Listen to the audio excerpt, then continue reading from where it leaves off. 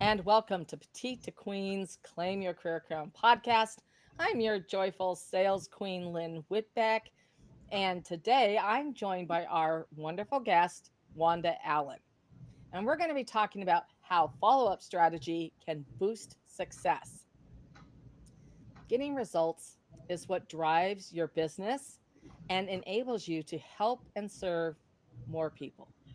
So if you get a ton of value out of this episode, I'd love to invite you to subscribe because, it costs nothing to subscribe. Woohoo! So I want to tell you about Wanda. Wanda is an international speaker, coach, and corporate trainer.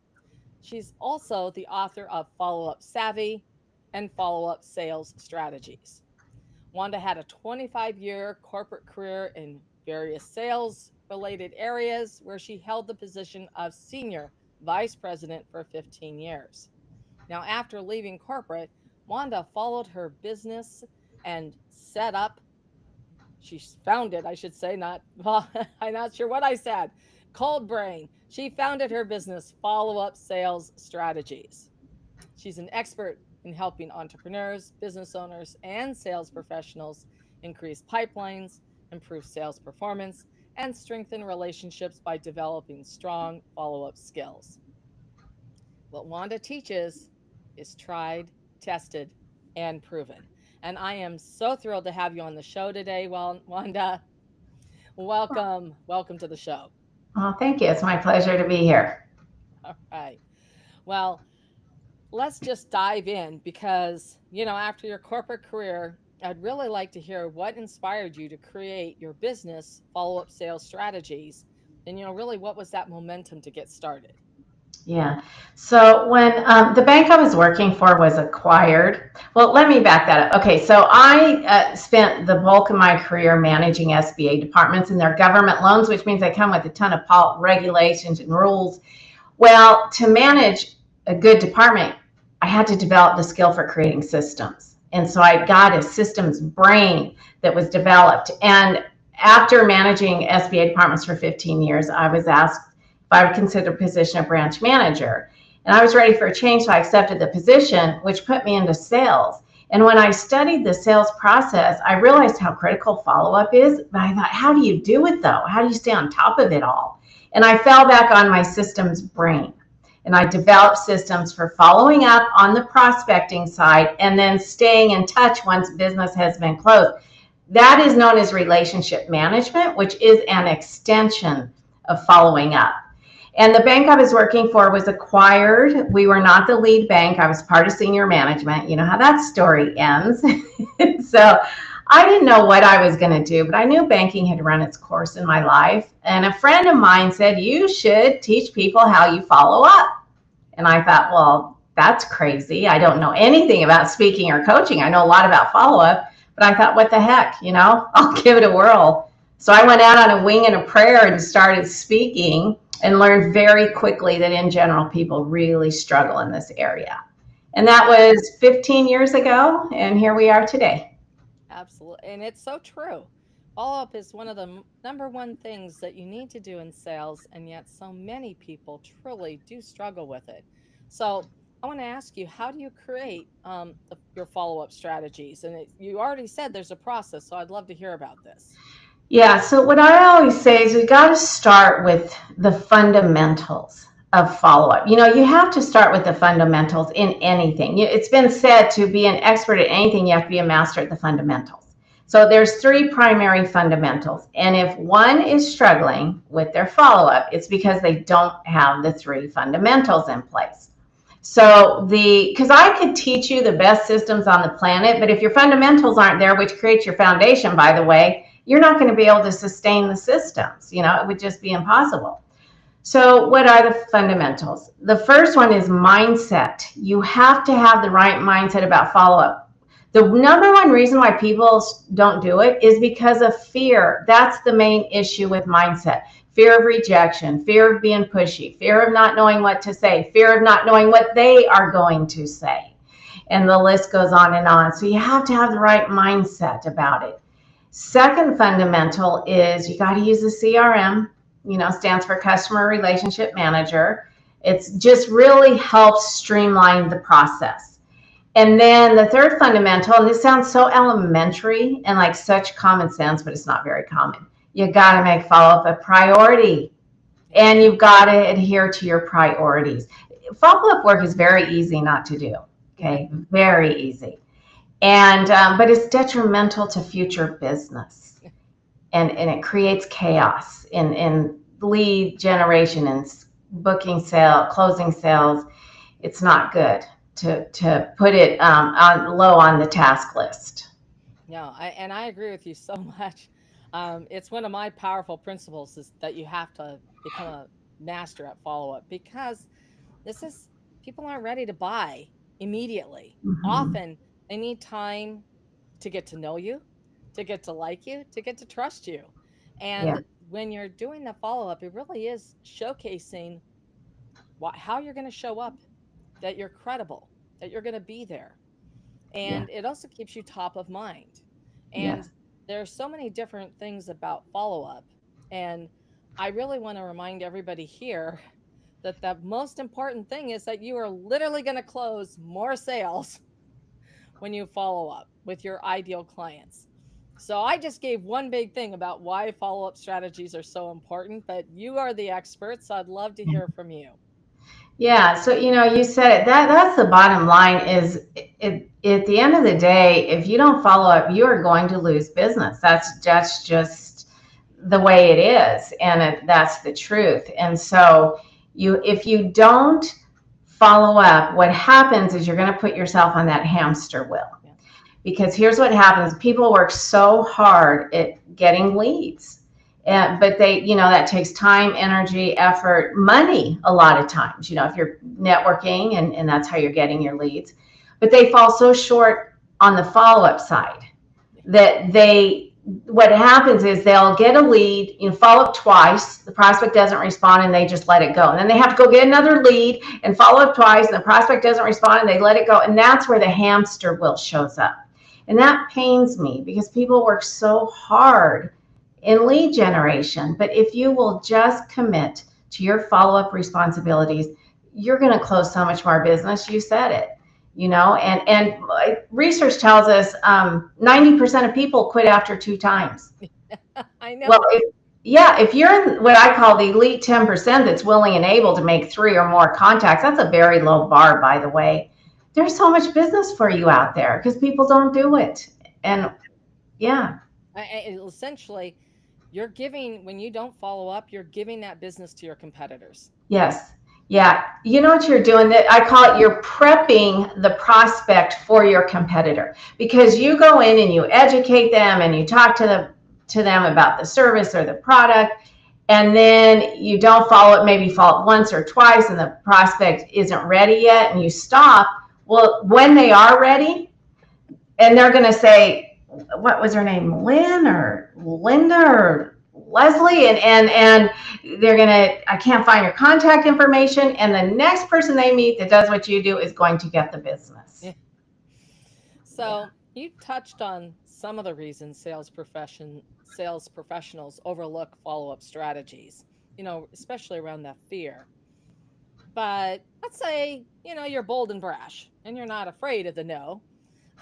And I always want to remind everybody, no is a no for now, not rarely is it a no forever.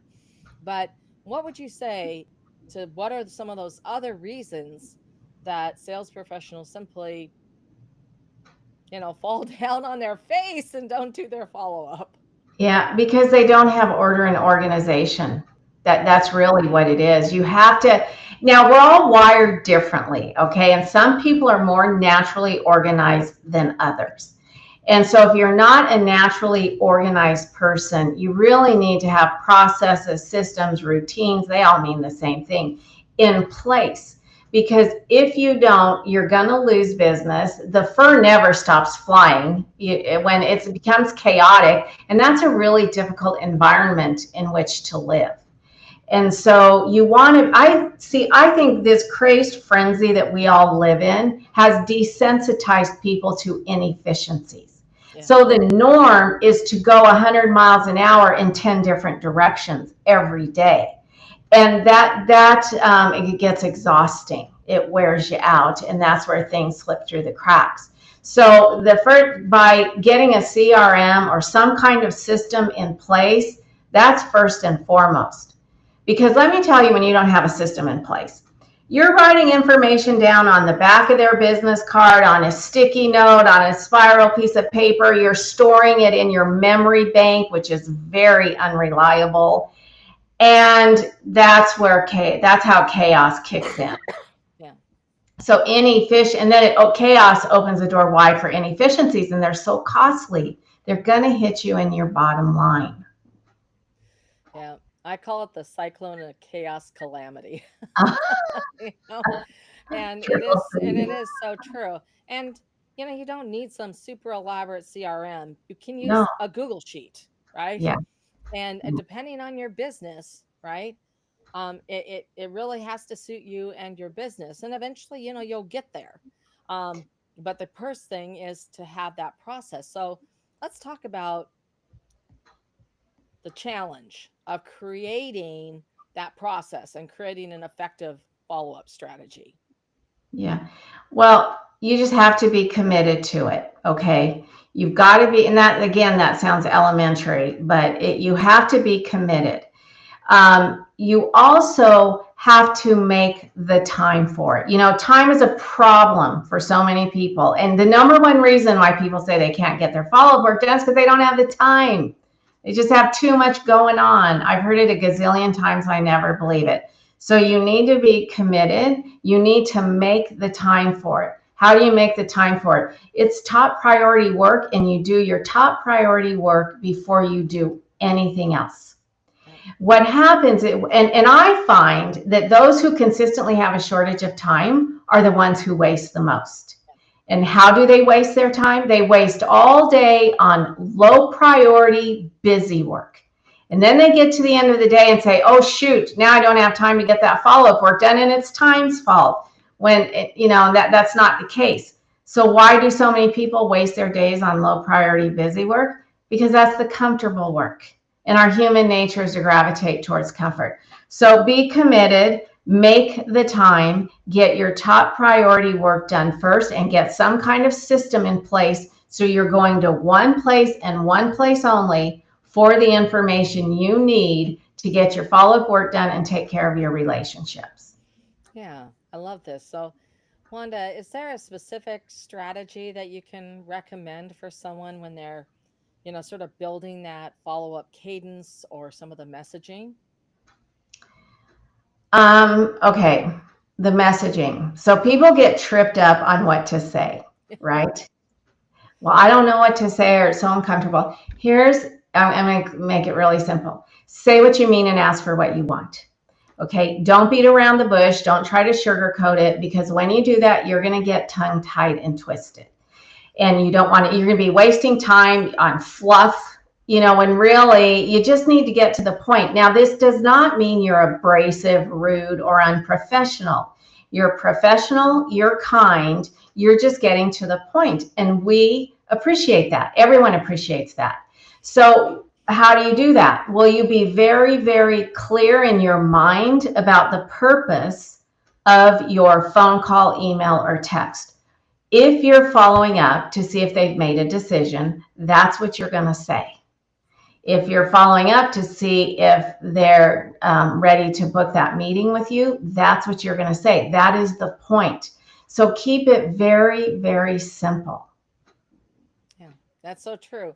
I always say that from my experience at corporate, is that you have to think of, like your boss has the attention span of an amoeba.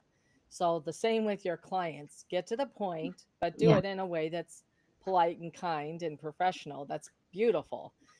Because that way you're not wasting their time with three paragraphs and it's buried in there somewhere. Yeah. I mean, nobody has, there's, if they're skimming, right?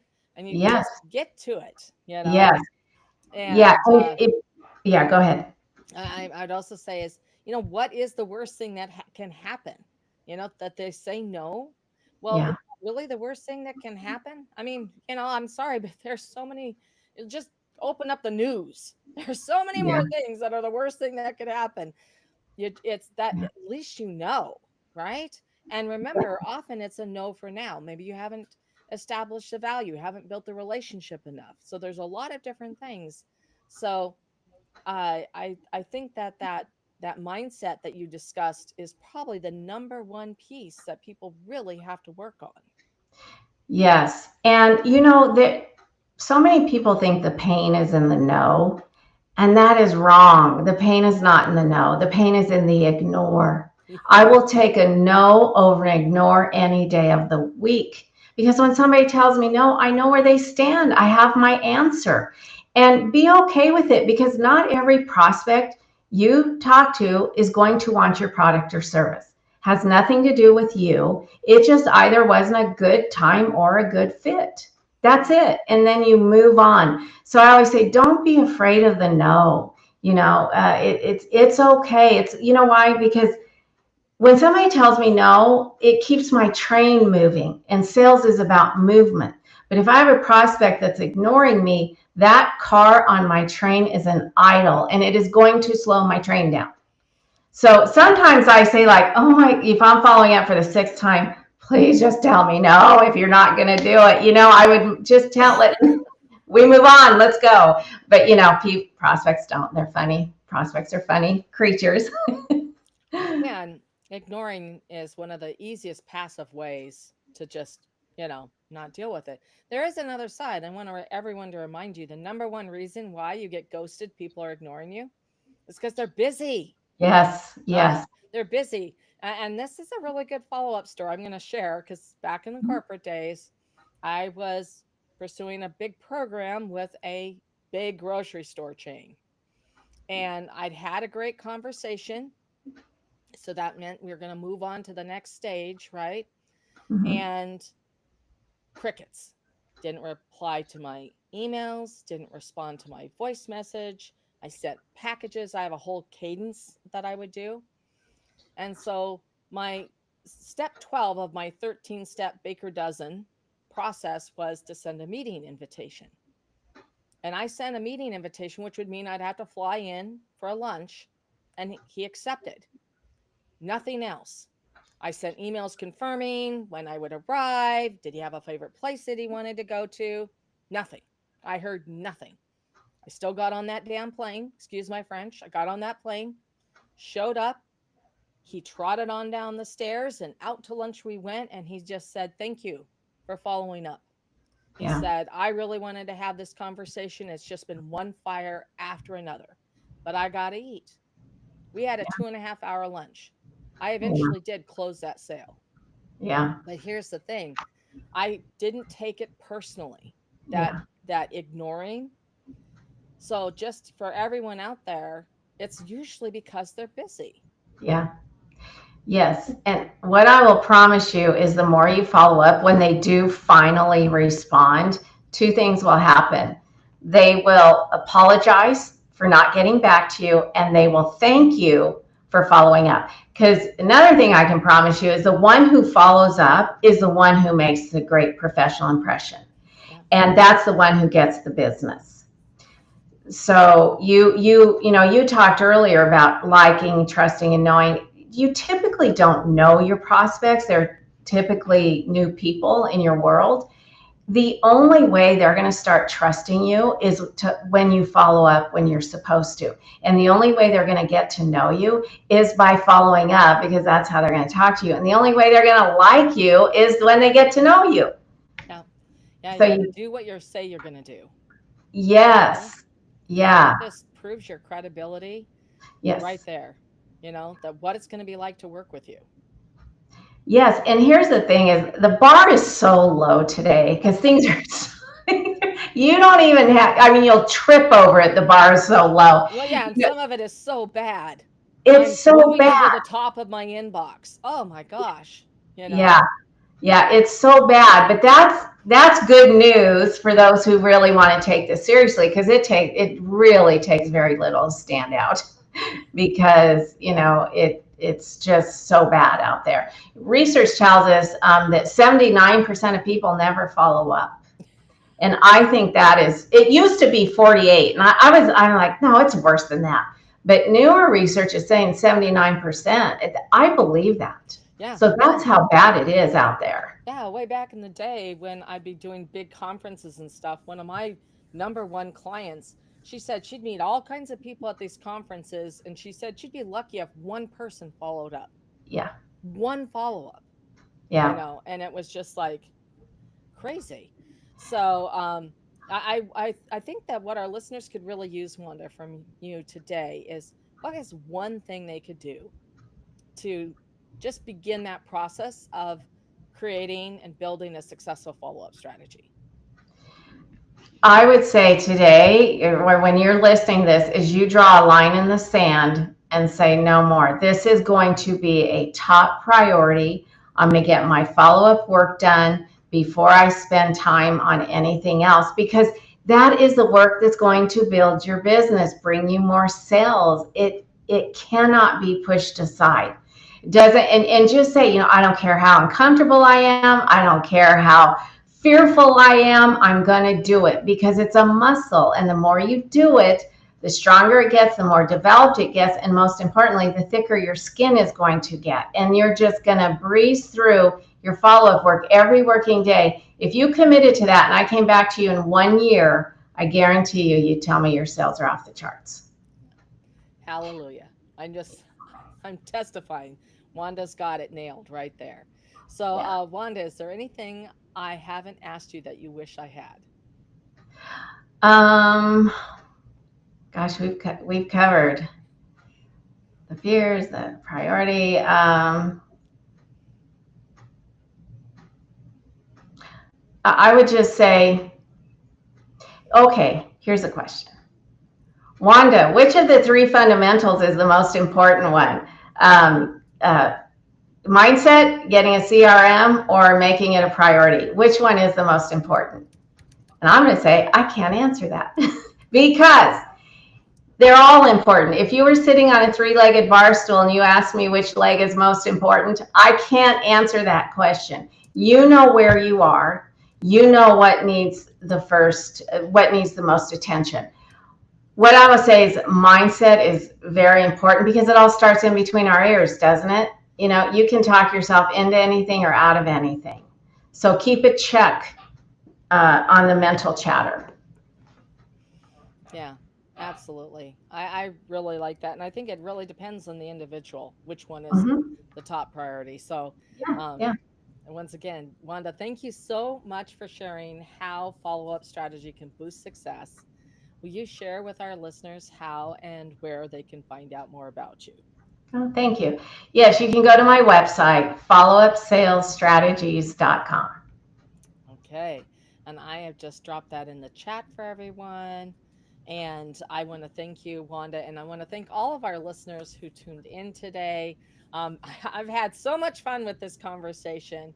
It's been very informative, and I hope you got a lot out of it as well.